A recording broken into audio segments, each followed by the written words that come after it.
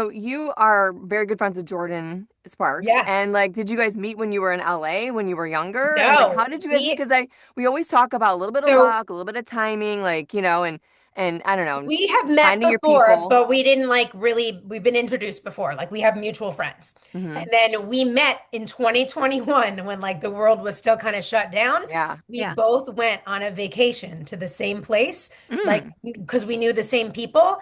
And like, it sounds so bougie, but we met on an island Oh.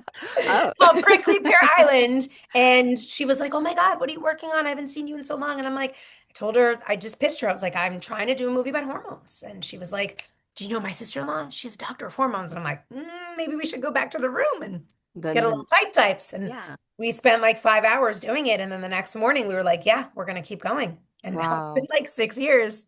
It took you 6 years to write the It full took like 5 years to finish it. Yeah. We interviewed 144 women who wow. had like we interviewed women who had autoimmune disorders. We interviewed women who were doing IVF cycles. We interviewed Depression, women right? who were like Postpartum. menopausal. We interviewed trans women. Like we did it all.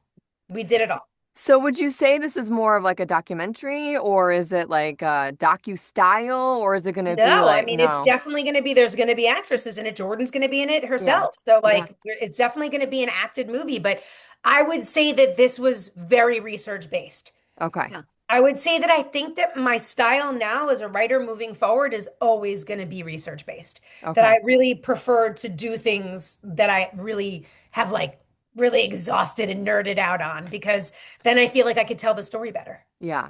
I Yeah, mean you it's can definitely read your soul in each yeah. of the chapters. I mean, And I'm a little bit of all of those women, and then yeah. those were also all real women too. So, Yeah. I mean, we blended a lot of women together, and I mean, our trans woman who is Jackie, Yeah. this is this wonderful woman, Velvet Lenore, who is like one of the majorest drag queens in West Palm Beach. She's like the #1 drag queen. Like her story is so amazing. Like she literally takes in the gay, queer, and trans youth and lets them live in her home, teaches them Wow. how to get credit, helps them get jobs when their parents like leave them alone and like abandon them. Over 120 people have taken her last name as of the Wow. last time we spoke to her. Oh my God. Wow. That's She's crazy. Yeah. amazing. She could be a whole movie by herself. Velvet, I you're such sounds a good like luck, it. babe. It does.